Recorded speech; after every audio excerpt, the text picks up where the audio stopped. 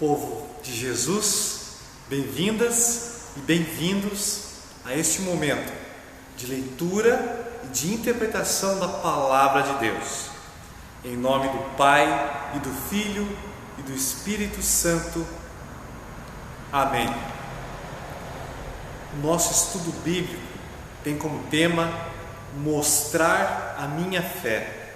Esse estudo vai ser baseado na carta de Tiago, capítulo 2, do versículo 1 até o versículo 10, e depois do versículo 14 até o versículo 18. Tiago 2, 1 a 10, 14 a 18. Pega a sua Bíblia na sua casa, abre comigo Tiago, para o vídeo agora e acompanha a leitura de Tiago 2. Vamos lá ouvir a palavra do Senhor. Meus irmãos, vocês que creem no nosso glorioso Senhor Jesus Cristo, nunca tratem as pessoas de modo diferente por causa da aparência delas. Por exemplo, entra na reunião de vocês um homem com anéis de ouro e bem vestido, e entra também outro, pobre e vestido roupas velhas. Digamos que vocês tratem melhor o que está bem vestido e dizem: este é o melhor lugar, sente-se aqui. Mas dizem ao pobre: fique de pé, ou sente-se aí no chão, perto dos meus pés. Nesse caso, vocês estão fazendo diferença entre vocês mesmos e estão se baseando em maus motivos para julgar o valor dos outros. Escutem, meus queridos irmãos, Deus escolheu os pobres deste mundo para serem ricos na fé e para possuírem o reino que Ele prometeu aos que o amam. No entanto, vocês desprezam os pobres. Por acaso não são os ricos que exploram vocês e os arrastam para serem julgados nos tribunais? São eles que falam mal do bom nome de Deus, que Deus deu a vocês. Se vocês não obedecerem à lei do reino, estarão fazendo o que devem. Pois nas Escrituras Sagradas está escrito: ame os outros como você ama a você mesmo. Mas se vocês tratam as pessoas pela aparência, estão pecando e a lei os condena como culpados. Porque quem quebra um só mandamento da lei é culpado de quebrar todos. Versículo 14. Meus irmãos, que adianta alguém dizer que tem fé, se ela não vier acompanhada de ações? Será que essa fé pode salvá-lo? Por exemplo, pode haver irmãos ou irmãs que precisam de roupa e que não têm nada para comer. Se vocês não lhes dão o que eles precisam para viver, não adianta nada dizer que Deus os abençoe, vistam agasalhos e comam bem. Portanto, a fé é assim: se não vier acompanhada de ações, é coisa morta. Mas alguém poderá dizer: você tem fé e eu tenho ações. E eu respondo: então me mostre como é possível ter fé sem que ela seja acompanhada de ações. Eu vou lhe mostrar a minha fé por meio das minhas ações. Até aqui, a Escritura Sagrada. Em nome do Senhor Jesus.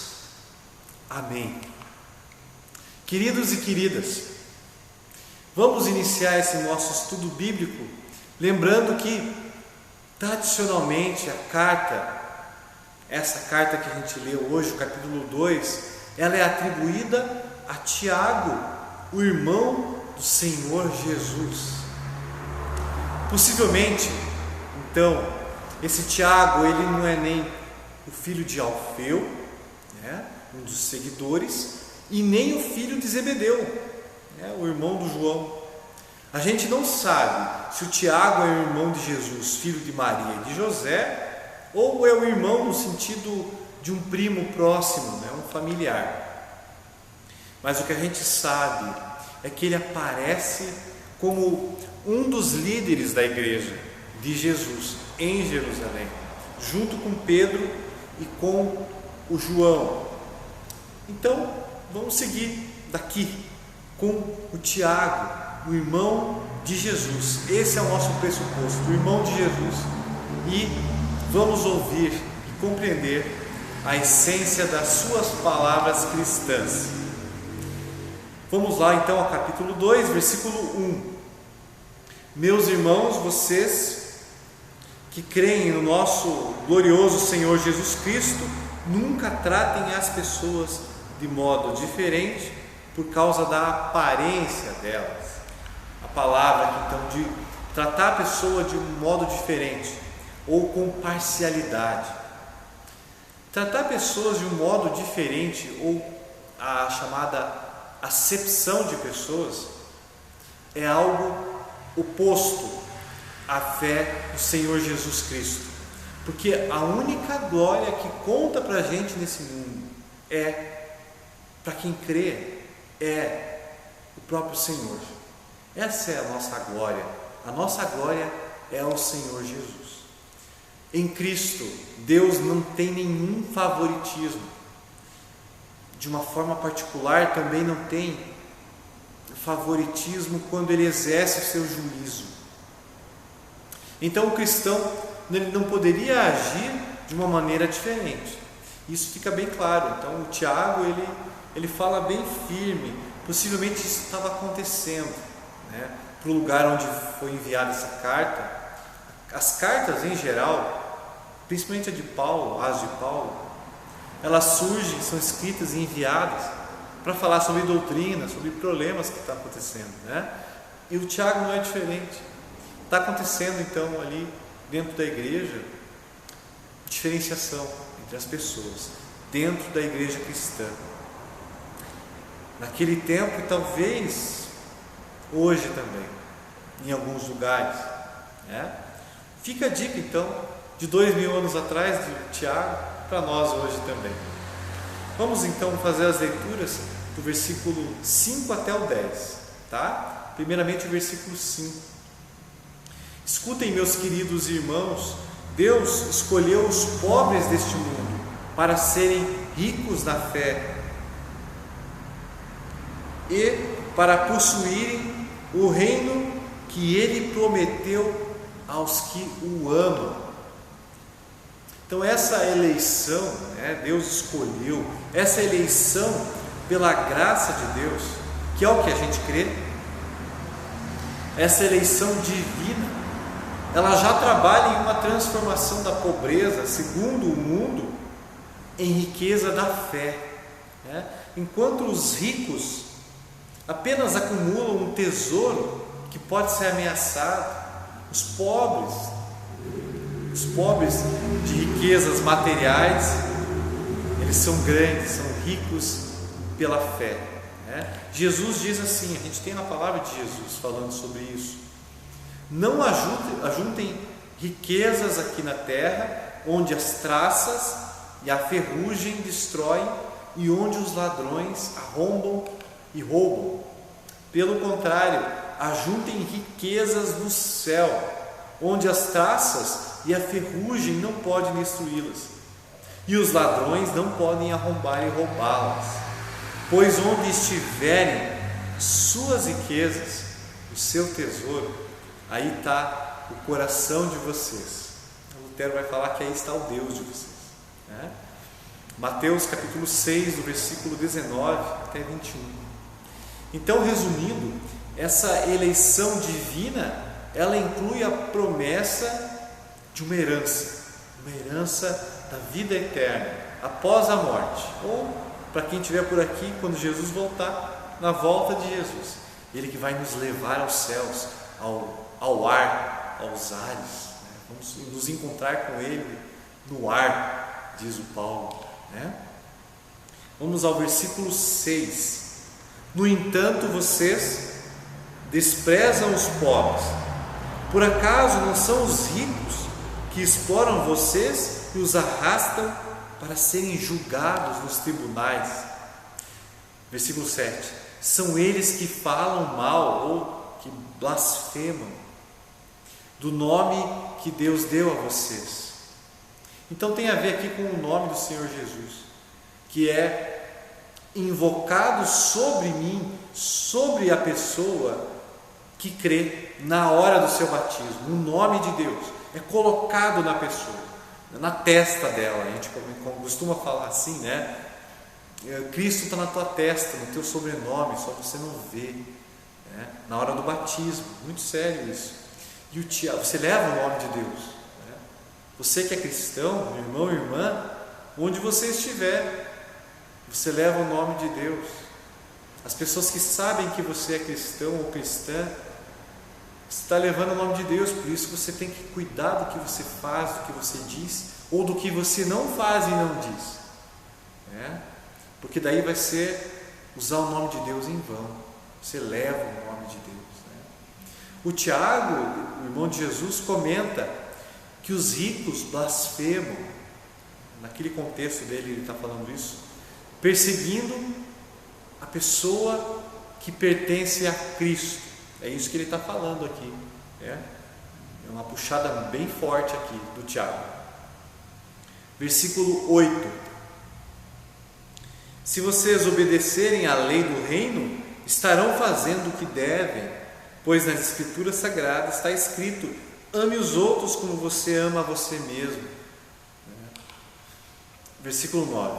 Mas se vocês tratam as pessoas pela aparência, estão pecando, e a lei os condena como culpados. Versículo 10. Porque quem quebra um só mandamento da lei é culpado de quebrar todos. Então aqui o Tiago, ele traduz um princípio da religião judaica, e a gente acaba também herdando isso, vendo isso como uma coisa correta, né? Você quebra um mandamento, você quebra todos. Você não honra o teu pai e tua mãe, né? Você quebrou esse mandamento, você quebrou todos. Você é um pecador completo. É um pecado que quebrou a lei de Deus. Violar o mandamento é transgredir a vontade daquele que é o autor de toda a lei, de toda a vontade, a boa vontade, a santa vontade. Mas nesse contexto aqui, o Tiago, os preceitos, né, são os que demonstram o amor ao próximo. O amor ao próximo. É disso que o Tiago está falando, tá? Esse é o contexto aqui, do amor ao próximo. Versículo 14, é um salto, né? Meus irmãos, que adianta alguém dizer que tem fé se ela não vier acompanhada de ações? Será que essa fé pode salvá-lo? Versículo 17. Portanto, a fé é assim: se não vier acompanhada de ações, é coisa morta. O que é? É uma coisa, é completamente morta. Completamente morta. O que é? O que é, meu irmão, minha irmã? Uma fé morta. O que é uma fé morta? É uma fé, é uma pergunta fundamental para a gente se fazer quando a gente lê o que o Tiago escreveu. Fé morta. Fé morta é uma fé que não existe. Fé morta é a fé. A fé verdadeira é a fé que faz a gente agir, faz a gente viver essa fé no dia a dia, né? Fé sem obras é morta, dizia uma outra tradução nossa. Fé sem obras não existe, não é fé. Fé morta não existe. A gente dizer que é cristão, mas não viver de acordo com a fé, é um mau testemunho, né? Levar o nome de Deus em vão. Viver agindo como uma pessoa, uma má pessoa, é também um péssimo exemplo, um péssimo testemunho. Viver sem dar a outra face, né? Viver sempre atacando primeiro, ou, né, levando uma e dando a outra, levando um soco e dando outro soco, no sentido, né? ao invés de dar outra face, como Jesus falou, viver espumando exclusão e ódio, né? Tudo isso acaba sepultando o que Jesus nos deu, o que Jesus nos envia e nos enviou, o Espírito Santo, né? O cristão, ele vive, o cristão, ele age de acordo com o que Deus quer, porque Deus mora dentro de nós. Jesus está ao nosso lado, então é assim que um cristão deveria viver. Claro que isso nem sempre acontece, né? Porque nós somos pecadores, e pecadores fazem o quê? Pecadores pecam, né?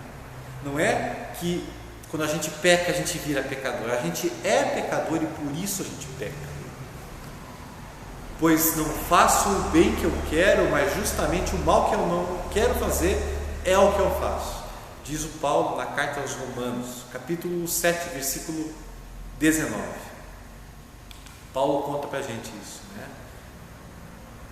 Então, resumindo, era basicamente isso assim que eu queria comentar, esses versículos que eu queria comentar. Mas para concluir esse nosso momento de estudo da Bíblia, eu digo a vocês que, apesar da gente ter o grande prazer, é um grande prazer a gente viver nesse século 21, da graça do Senhor. Esquece que os outros dizem, tá? Que a geração anterior era melhor, né? Que antes era melhor que agora. Não, vamos olhar para frente, pessoal. Vamos olhar para frente. O que estamos vendo agora é bom e para frente vai ser melhor. A coisa ruim de agora é a pandemia, é o que nos restringiu. Mas a tecnologia é boa se ela é bem utilizada. A nova geração de jovens e de crianças é uma geração muito boa. Esquece essas pessoas que falam que não é boa, não é boa. Vamos trabalhar com eles, vamos aprender com eles e ensinar o que a gente sabe. A gente vai aprender muito e ensinar bastante. Vamos ter paciência com eles, tá? Então, o século 21 é uma graça a gente estar vivendo agora. É muito bom. A gente tem vacina, a gente tem informação. Se a gente não toma vacina, se a gente não faz o correto, ou se a gente não se informa com boas fontes, usa fake news, né? O problema é nosso, não é das informações, né? Mas mesmo vivendo agora no século 21, a gente constata que ainda permanecem muitas coisas que existiam antes de Cristo, coisas que existiam também no período de Jesus e que envergonham a humanidade, né? O Tiago, o irmão do nosso Senhor Jesus, ele denuncia principalmente uma fé que é separada do convívio. Isso eu queria dizer para vocês. É isso que o Tiago está denunciando. É uma fé separada do compartilhar. Tem muita coisa para ser denunciada, né? Nos dias de hoje, nos tempos do Tiago. Mas vamos ficar com uma palavra. Eu escolhi uma palavra para a gente hoje, para você: solidariedade. Nós, como cristãos, nós estamos aí para incentivar a solidariedade, para compartilhar, para falar boas palavras e para compartilhar também um pouco de nós, e assim mostrar a minha fé por meio das minhas ações. Também, além do dizer, mas viver a vida do seguidor de Jesus. A gente não pode se esquecer, a gente é seguidor de Jesus. Pela graça de Deus, dada para a gente a possibilidade de a gente melhorar o mundo ao nosso redor, com atitudes individuais, com atitudes comunitárias. Tiago anuncia uma fé que se reflete no amor ao próximo, como sinais visíveis da fé, que se faz palpável na ação. Deus que se faz presente na sua palavra dita, vivida, um Deus que se faz presente, que é visto no mundo. Como? Através de nós, de mim, de você, e do que você faz, do que você fala, né? Jesus, Deus, nos guia e nos ajuda. Peça a ajuda do Senhor. Ele vai te mostrar possibilidades de sermos Cristo para alguém. Pode ser o teu vizinho, pode ser alguém que você nem conhece, tá? Pede para Deus e Ele vai te mostrar possibilidades de você ser como Cristo para alguém. Deus nos abençoe e nos guarde. Deus te abençoe, meu irmão, minha irmã, hoje e sempre. Amém. Vamos juntos orar a oração da noite. Vamos nos relembrar, vamos falar essas boas palavras. Ora comigo, fecha o olho, junta a sua mão, pensa. Meu Pai Celestial, graças te dou por Jesus Cristo, teu amado Filho, por me haveres protegido bondosamente neste dia, e peço-te que me perdoes todos os pecados e o mal que fiz, e me protejas por tua graça nesta noite. Nas tuas mãos me entrego de corpo e alma, bem como todas as coisas. Esteja comigo teu santo anjo, para que o inimigo maligno não tenha poder algum sobre mim. Amém. Recebam a bênção do Senhor. O Senhor te abençoe e te guarde. O Senhor faça resplandecer o seu rosto sobre ti e tenha misericórdia de ti. O Senhor sobre ti levante o seu rosto e te dê a paz. Amém.